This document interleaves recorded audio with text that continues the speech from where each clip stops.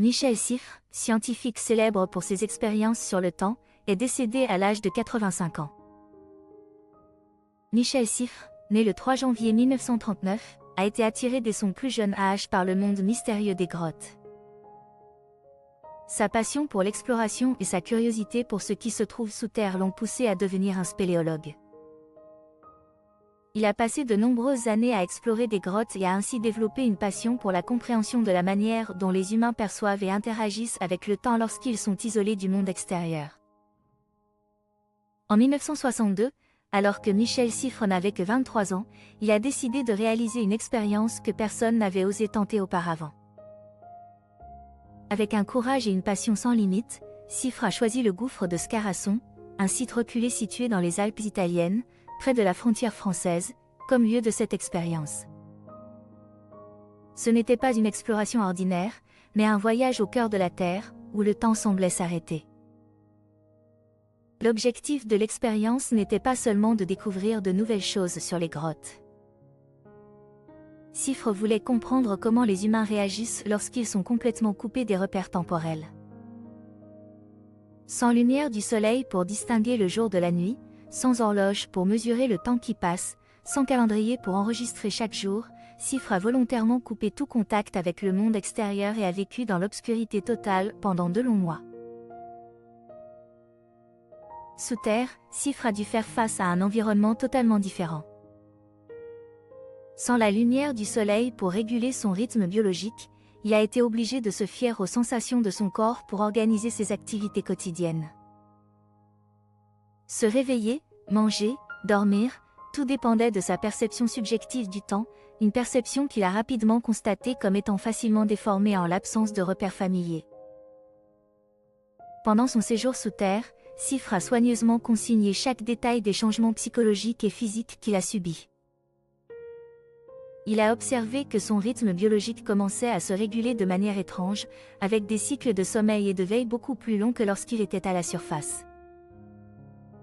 Ses nuits de sommeil devenaient plus longues, et il avait l'impression que le temps passait plus vite que la réalité. La première expérience de Siffre en 1962 l'a conduit dans un voyage profondément souterrain, où il s'est complètement isolé des éléments familiers qui mesurent le temps, comme la lumière du soleil ou le son des horloges. Vivant dans l'obscurité totale de la grotte de Scarasson dans les Alpes, Siffre a perdu toute notion du temps. Lorsqu'il est sorti de la grotte le 14 septembre 1962, il pensait que c'était le 20 août. Il avait 25 jours de retard par rapport à la réalité, un décalage significatif qui montrait que, dans des conditions d'isolement, son rythme biologique avait été anormalement prolongé. Cela montre que lorsque les humains sont séparés des signaux temporels familiers, leur perception du temps peut changer de manière étonnante.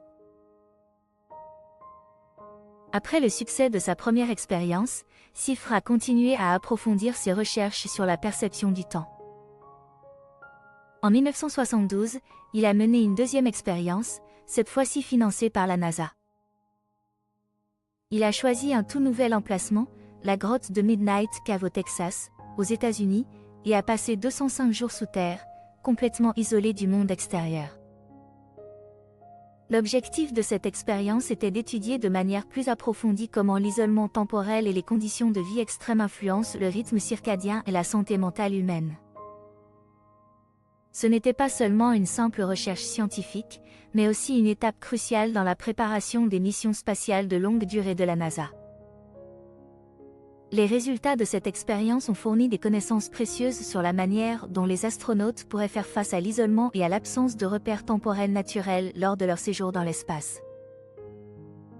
En 1999, à l'âge de 60 ans, Michel Siffre a réalisé la dernière expérience de sa carrière, choisissant la grotte de Clamouze dans l'Hérault, en France, comme lieu d'expérimentation. Cette fois, son objectif n'était pas seulement d'explorer comment le rythme circadien fonctionne en l'absence totale de repères temporels extérieurs, mais aussi d'étudier l'impact du vieillissement sur la capacité de l'homme à ajuster son rythme biologique. Il a décidé de s'isoler dans la grotte de Clamouze pendant 69 jours, une fois de plus complètement coupé de la lumière du soleil, des horloges et de tout signal temporel extérieur. Son but était de vérifier comment son rythme circadien évoluerait dans ces conditions, alors qu'il avait atteint un âge où le processus de vieillissement commence à avoir des effets significatifs. Après 69 jours, CIFRE a recueilli de nombreuses données précieuses, et ses découvertes ont fourni des insights sur la manière dont le vieillissement affecte le rythme circadien. Il a constaté qu'avec l'âge, la capacité à maintenir un rythme circadien stable et précis diminue nettement. En particulier, il a observé que son rythme circadien devenait moins stable, avec des variations plus importantes dans le cycle veille-sommeil. Son temps de sommeil est devenu plus fragmenté et le cycle de sommeil profond, souvent appelé sommeil REM, a également été affecté. Ces découvertes sont d'une importance capitale, notamment pour les recherches sur le sommeil et la santé des personnes âgées. CIFRE a réalisé que comprendre comment le vieillissement impacte le rythme circadien pourrait mener au développement de meilleurs traitements pour les troubles du sommeil, un problème courant chez les personnes âgées. Cela permettrait non seulement d'améliorer la qualité du sommeil, mais aussi de renforcer la santé globale et de prolonger la longévité. Michel CIFRE n'était pas seulement un scientifique talentueux, mais aussi un explorateur passionné.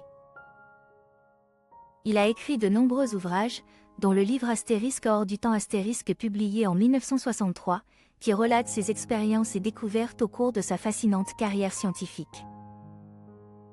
Ce livre a inspiré de nombreux chercheurs et explorateurs qui ont poursuivi son travail dans l'exploration des interactions de l'homme avec le temps et l'espace.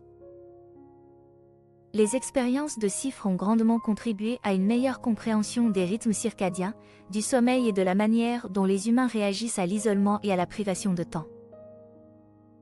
Ces découvertes ont ouvert la voie à de nombreuses recherches ultérieures dans ce domaine, tout en offrant des insights essentiels pour les missions spatiales, les recherches sur la santé mentale et le traitement des troubles du sommeil.